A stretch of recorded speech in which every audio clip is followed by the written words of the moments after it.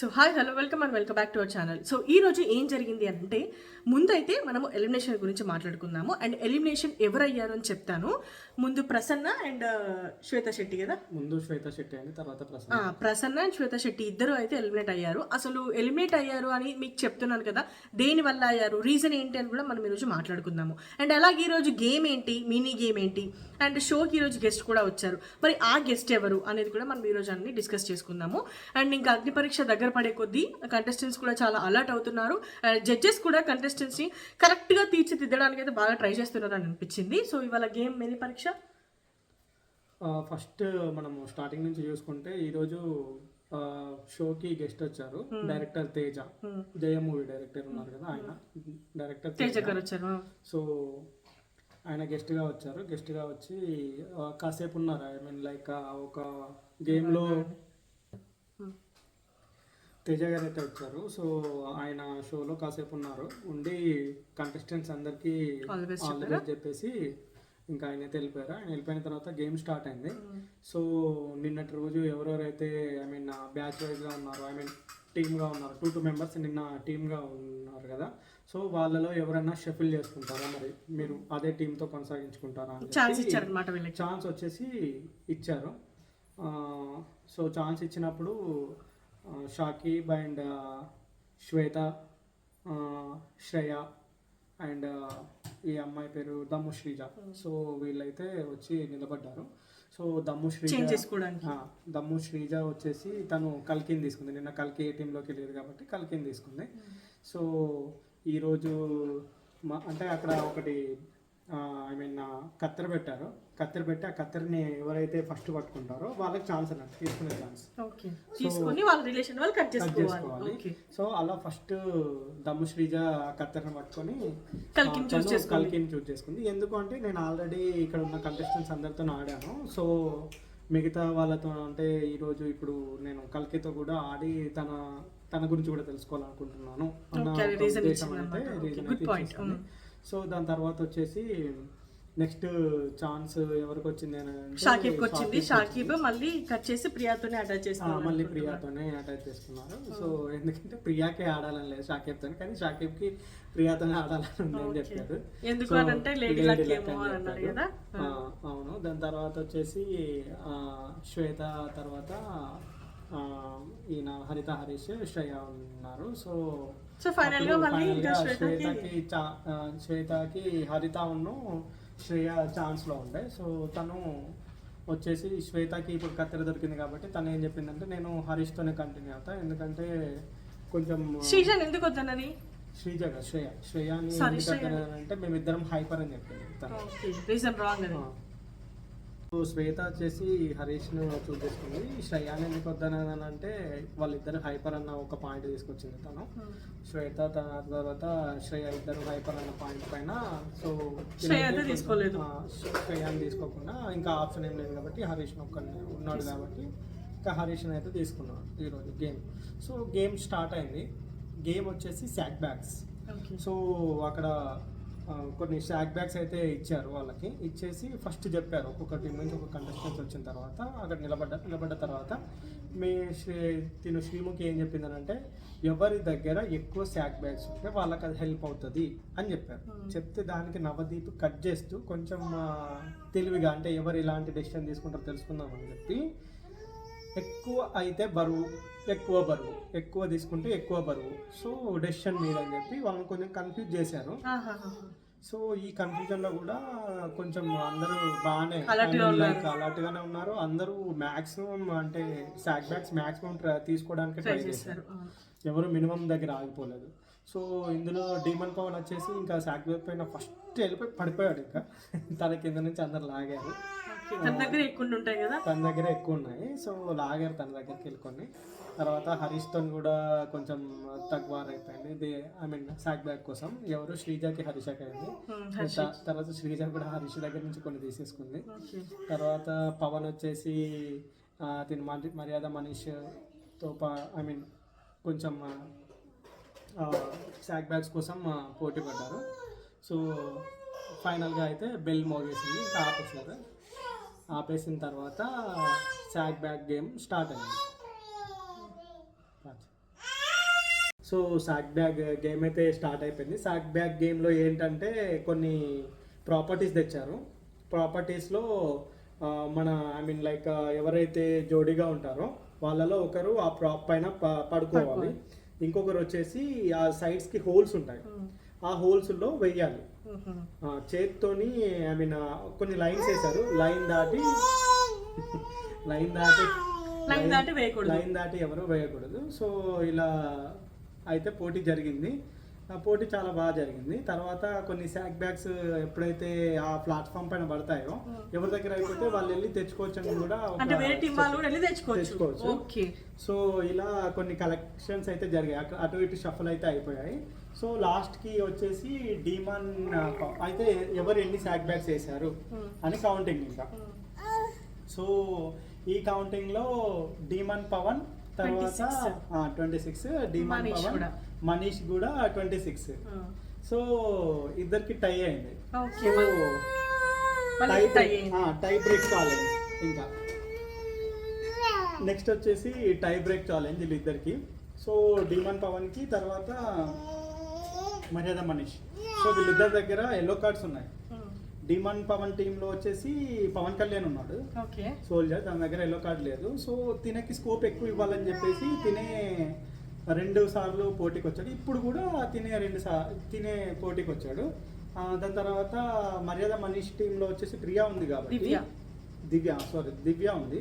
So దివ్య ఉంది కాబట్టి దివ్య దగ్గర కూడా ఎల్లో కార్డ్ లేదు, ఓన్లీ మర్యాద మనీష్ దగ్గరే ఉంది. ఇంకో ఎల్లో కార్డ్ వస్తే మర్యాద మనీష్ అవుట్. సో అందుకోసమని మనీష్ని పంపిస్తుంది.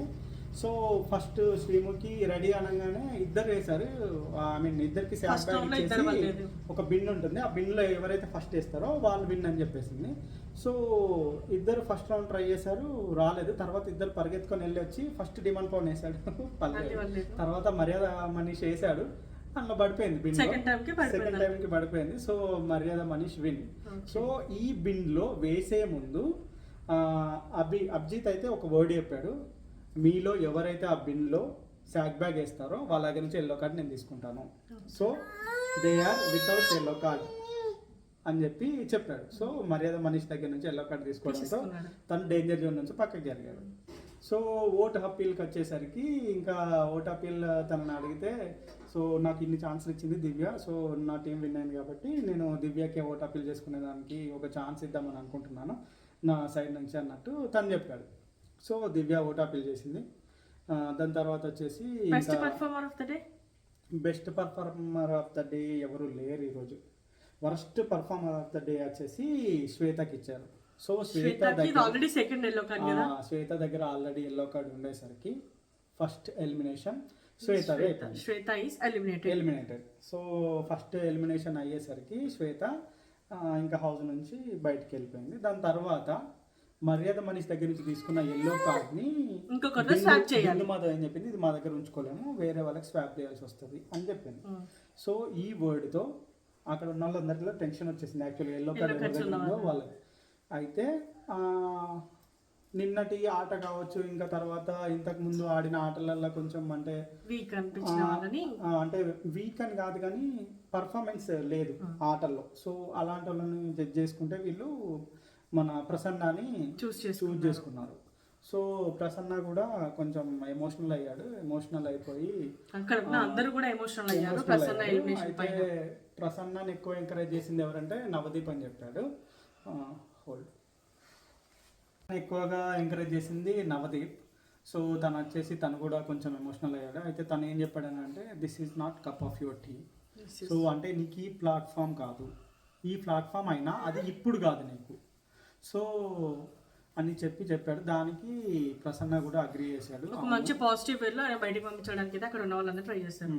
సో నువ్వు ఇక్కడ దాకా వచ్చి ఇన్ని రోజులు ఉన్నావు. సో నీ జర్నీ అనేది నిజంగానే నీ రియల్ జర్నీ చాలా ఇన్స్పైరింగ్ గా ఉంది. దాంతోపాటు ఈ జర్నీ ద్వారా చాలా మందికి నీ రియల్ జర్నీ అంటే ఏంటిది అనేది తెలిసింది. సో నువ్వు ఆల్రెడీ ఎలివేట్ అయిపోయావు.